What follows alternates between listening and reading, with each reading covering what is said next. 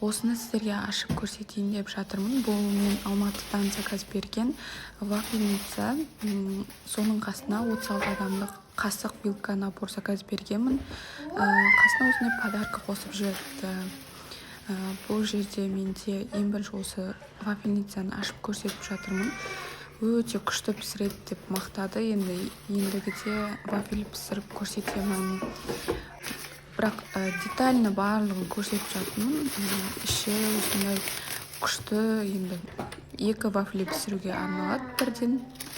Осындай күшті вафельница заказ бердім. И осындай 36 адамдық қасық, вилка заказ бергенмін. Золотистый түсінен өте әдемі болып келген. Қараңыздар, жанып тұрады.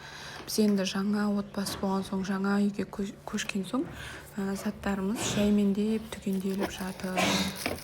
Соның ішінде осы қасық, вилка.